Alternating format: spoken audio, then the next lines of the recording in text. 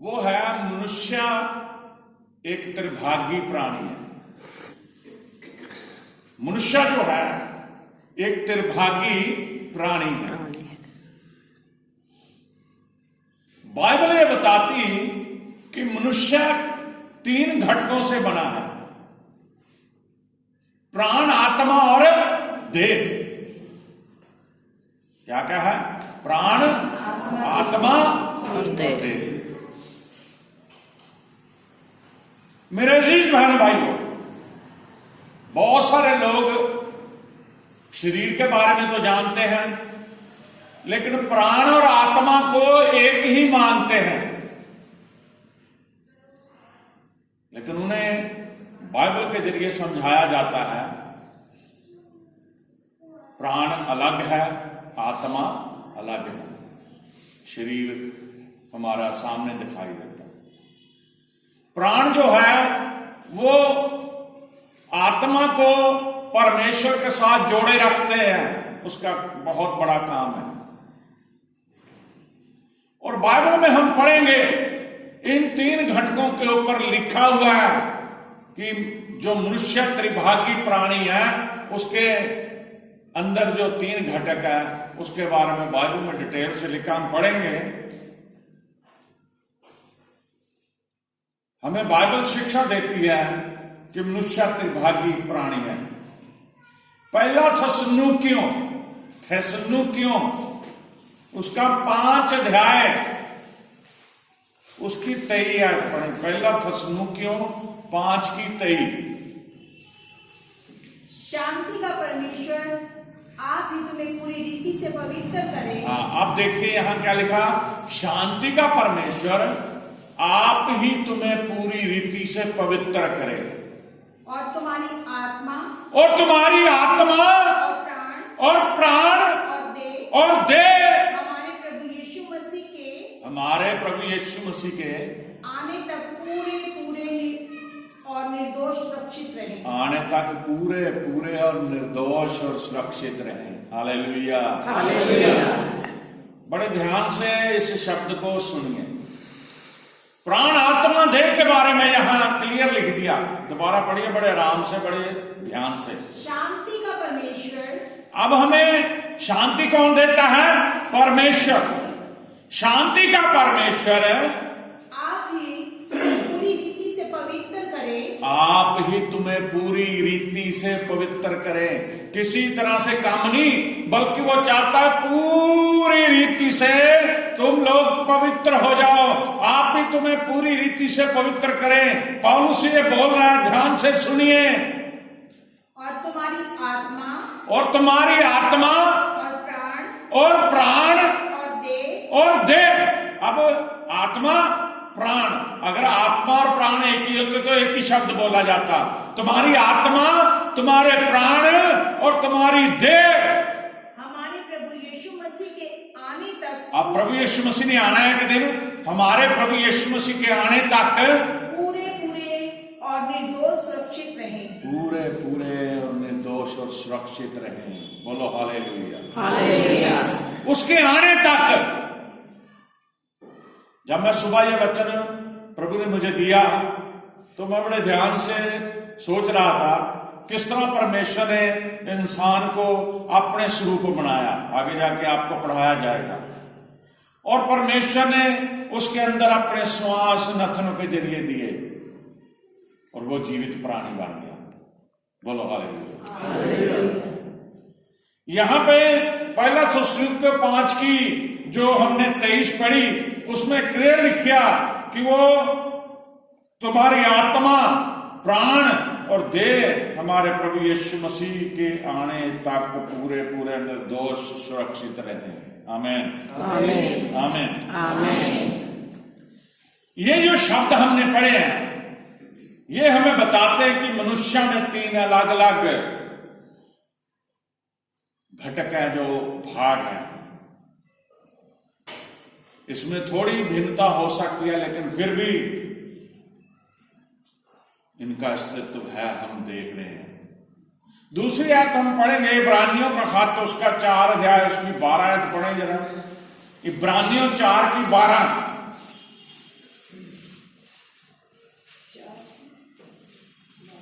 क्योंकि परमेश्वर का वचन जीवित हाँ, यहां पर देखिए, अब इन बातों को तो हमने देखा, मनुष्य के अंदर 3 घटक है। अब यहां पे प्रभु का दास बताता है, क्योंकि परमेश्वर का वचन जीवित है। बोलो हालेलुया। परमेश्वर का वचन जो मेरे हाथ में है, आपको एक बुक दिख रही है, लेकिन लिखा है परमेश्वर का वचन जो जीवित और प्रबल और हर एक दोधारी तलवार से भी, हर एक दोधारी तलवार से भी चोखा है, बहुत चोखा है, बहुत ज्यादा तीखा है। दोधारी तलवार का काम क्या है? दोनों तरफ से वो काट देगी। जो प्रभु का वचन जीवित है और हर एक दोधारी तलवार से भी चोखा है, और प्राण और आत्मा को और गांठ और गांठ और गुद्दे को अलग करके आर पार छेद देता है। बोलो हालेलुया। प्राण, आत्मा और देह। मेरे अजीजों, मेरे बहनों, भाइयों, बच्चों, जब इंसान यीशु मसीह के बीच में नहीं होता, उसे पता नहीं होता प्राण आत्मा के बारे में, देह के बारे में। देह सारी दुनिया ले फिर रही है, प्राण सभी के अंदर है, आत्मा सभी के अंदर है, लेकिन उन्हें जब तक पता नहीं चलता यीशु मसीह कौन है, उन्हें एहसास नहीं होता उनके बारे में। और जब इंसान एहसास करता है, वो प्रभु का वचन सुनता है, वो प्रभु की हजूरी में संगति में आता है, तो उसे पता चलता वो तो पापी है। बोलो हालेलुया। ये जो अभी हमने शब्द पढ़ा कि प्राण, उसके प्राण, जो परमेश्वर का वचन जीवित है और प्रबल है, वो दोधारी तलवार से भी चोखा है। और फिर वो दोधारी तलवार जो प्रभु का वचन है, उस पापी इंसान के अंदर छेद देता उसको। उसके शरीर के अंदर जो दिल है, उसके शरीर के अंदर जो आत्मा है, उसके शरीर के अंदर जो प्राण है, वो वचन के जरिए छेद जाते हैं। और लिखा, शरीर के अंग अंग को, गांठ गुद्दे को आर पार छेद देता। और फिर क्या होता है? वो रोता है, परमेश्वर मैं पापी हूं। फिर वो तौबा करता है, इसे ही कन्फेशन बोलते हैं। और जब तौबा कर लेता है कि प्रभु मैं तो बहुत पाप में था, मैंने आज आपका वचन सुना, मैं पापों को छोड़ रहा हूं, आज से मैं गुनाहों को छोड़ रहा हूं, प्रभु मैं पापों को छोड़ रहा हूं, प्रभु मैं पापी था, मैं पापों को अपने जीवन से दूर कर रहा हूं, तो फिर वो तौबा कर लेता है। और तौबा करने के बाद वो बैप्टाइज्ड होता है, बाप बेटा और पवित्र आत्मा के नाम से बपतिस्मा लेता है, और फिर वो पवित्र आत्मा का दान पाता है। बोलो हालेलुया। एक परमेश्वर का वचन जो जीवित है, वो इंसान को पूरी तरह से छेद देता है।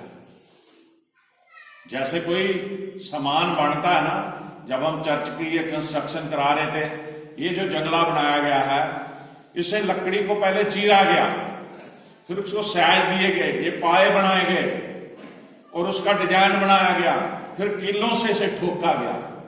इसी तरह हमारे शरीर में परमेश्वर का वचन हमारे हर अंग अंग को छेद देता है। हालेलुया।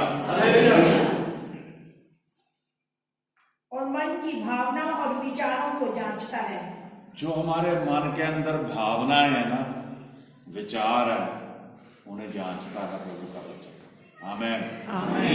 आपके पास सभी एक दूसरे के आसपास बैठे हैं, आपको नहीं पता है कि साथ में बैठा कोई बहन या भाई, इसकी भावनाएं क्या है, इसके अंदर क्या चल रहा है इसके दिल में, लेकिन परमेश्वर जानता है। परमेश्वर का वचन के जरिए वो सब कुछ देखता है। बोलो हालेलुया।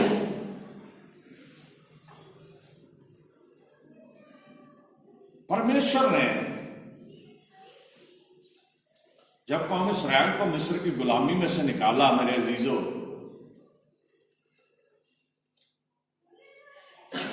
तो मूसा और हारून से एक मिस्टेक होगी। जो परमेश्वर ने उन्हें बोला था कि सभी लोगों को, पुरनियों को, बुजुर्गों को इकट्ठा करो, उस पहाड़ के पास, पहाड़ से बातचीत करो, वो तुम्हें पानी देगा मेरे नाम से। लेकिन मूसा और हारून से गलती होगी। वो लोगों के बलवे के कारण इतने गुस्से में आ गया मूसा, कह रहा कि हम तुम्हारे लिए इस पहाड़ से पानी नहीं निकाल सकते। यानी कि जो परमेश्वर ने कहा था उसे बदल दिया उन्होंने, और परमेश्वर नाराज हो गया। परमेश्वर कह रहा आप दोनों तुम उस मुल्क में नहीं जाओगे जहां मैं तुम्हें लेके जाना चाहता हूं। हारून भी मर गया वहीं पे यरदन के पार ही, और मूसा को भी परमेश्वर कह दिया कि उस मुल्क में जहां दूध और शहद की नदियां बहती, जहां मैंने कौम को ले जाने का वादा करा, इनके पूर्वजों से वादा करा, वहां तू नहीं जा सकेगा। तू इस पहाड़ पे खड़ा होकर सारे को देख ले, मुल्क को बस सिर्फ देख सकता है, और फिर तू अपने पुरखों के साथ सो जा, क्योंकि तू भी मरने थे जैसे तेरा भाई हारून मर गया। अब जो यहोशू है, यहोशू जो था मूसा का सेवक था, लेकिन बहुत योद्धा तगड़ा था। प्रभु की आत्मा उसके साथ थी। प्रभु ने उसे कहा कि तू ऐसा कर, अब अपनी जगह मैंने यहोशू को चुन लिया जो तेरा सेवक है, उसको खड़ा कर और इसके ऊपर हाथ रख। जो मेरी आत्मा तेरे अंदर है इसके अंदर भी आए, और कौम को बता कि आगे से ये चलेगा। बड़े ध्यान से सुनिए, हम भजन भी गाते हैं, हीरों की दीवारें सारी गिरती जाती हैं। रात का 1 बजने वाला था, उस वचन को जब मेरी आंखों के सामने वो वचन आया, मूसा के बाद जब परमेश्वर ने यहोशू के जरिए यरदन पार ले गया परमेश्वर कौम को निकाल के, तो जब वो यरीहो के ऊपर चढ़ाई करने आया, उसकी दीवार ऐसी बनी हुई थी, बहुत तगड़ी 4 दीवारी थी। परमेश्वर ने कहा ऐसा करना तुमने, जो लेविया है, याजक है, नरसिंगे फूके और दीवार के इर्द गिर्द तुम लोगों ने एक चक्कर रोज लगाना। रोज उन्होंने चक्कर लगाने शुरू करे, 1 दिन, 2 दिन, 3 दिन, 4 दिन, 5 दिन, 6 दिन, 7वें दिन परमेश्वर ने कहा जब चक्कर लगाओगे तो उस दिन 7 चक्कर इकट्ठे लगा दो। Hallelujah, hallelujah. और फिर बड़ी जोर से नरसिंगे फूकना, जयकार करना, और शहर को मैं तुम्हारे अंदर का दीवार अपने आप गिर गई, सभी लोग अंदर चले गए। अब परमेश्वर की जो आत्मा है वो यहोशू के अंदर थी, यहोशू के संग थी। जैसे वो मूसा के संग रहा, परमेश्वर ने उसे कहा भी कि जैसे मैं मूसा के संग रहा वैसे मैं तेरे संग रहूंगा, जीवन भर कोई तेरे सामने खड़ा ना आ सकेगा, ना मैं तुम्हें छोड़ूंगा, ना कभी तुम्हें प्यार करूंगा। अब जो प्राण, आत्मा और देह के बारे में हम वचन बोल रहे हैं, तो वो भी तो शरीर में थे इंसान, उनके अंदर भी तो प्राण थे, उनकी भी आत्मा थी, लेकिन वो परमेश्वर के संग मिले हुए थे। आज इंसान को ये फर्क ही मालूम नहीं है कि प्राण, आत्मा और देह का मतलब क्या है। इंसान खाता पीता है, सोता है, काम करता है, अपनी उसमें धुन में मस्त है, दुनियावी कामों में मस्त है, कभी प्रभु के घर आ गए, कभी नहीं आए, कोई परवाह नहीं किसी को। लेकिन ये बात को हम भूल जाते हैं, जब ये हमारी देह मिट जाएगी, खत्म हो जाएगी ना, तो फिर प्राण तो परमेश्वर ने ले लेने हैं, आत्मा जो है उसके पास सेव हो जाएगी। वचन में लिखा आदमी और पशु दोनों ही मरते हैं, पशुओं के, जानवरों के प्राण नीचे जाते हैं और आदमी के प्राण ऊपर परमेश्वर के पास जाते हैं। बोलो हालेलुया। बाइबल में एक कहानी भी है, उसका प्रूफ है। एक धनवान की कहानी और उस गरीब लाजर की कहानी, बीमार लाजर की कहानी, जो मरने के बाद इब्राहिम की गोद में पहुंचाया गया। और जब धनवान मरा तो नरक में गया। वहां पे फर्क देखिए, उसे नीचे नरक में क्यों जाना पड़ा? क्योंकि वो धरती पर रहते हुए बुरा था, पापी था। और लाजर क्यों स्वर्ग में चला गया? क्यों इब्राहिम की गोद में चला गया? वो बीमारी में, परेशानी में, तंगी में, दुखों में, मुसीबतों में रहते हुए भी परमेश्वर से दूर नहीं हुआ। अभी नौजवान गवाही दे रहा था बच्चा, तो बता रहा था कि उसका डैडी उसकी मम्मी की हालत को देख के उसे कह रहा कि पता नहीं रब है ही नहीं। ये इंसान हर एक के साथ ऐसा, ये सिर्फ वो राजकुमार के साथ नहीं ऐसा, सभी लोग ऐसे। जब मुसीबत आ जाती है तो हम सोचते हैं परमेश्वर हमारी सुन नहीं रहा। मैं एक विषय पे प्रार्थना कर रहा हूं, लगभग 2009 से प्रार्थना चल रही है। अब देख लिए 2021 भी निकलने वाला, लेकिन प्रार्थना हमने नहीं छोड़ी। और हमें पता है कि उस काम को परमेश्वर ने कर दिया है, करेगा। Hallelujah, hallelujah. और अच्छा होगा, ऐसा अटल विश्वास है हमारा। और जब हमें मुसीबत को घेरती है, शैतान हमें तंग करता है, बीमारी हमें घेरती है, तो सबसे जरूरी है विश्वास में कच्चे नहीं होना। अगर हम विश्वास से गिर गए तो परमेश्वर हमारी मदद नहीं करेगा।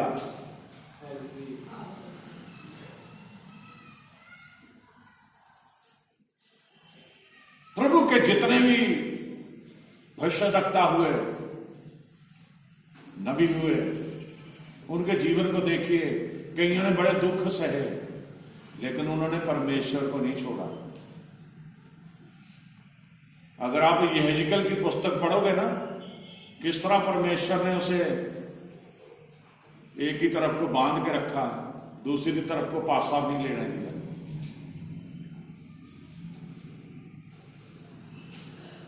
किस किस तरह से उसे हुक्म दिए परमेश्वर ने। हम तो एक भी दुख बर्दाश्त नहीं कर सकते।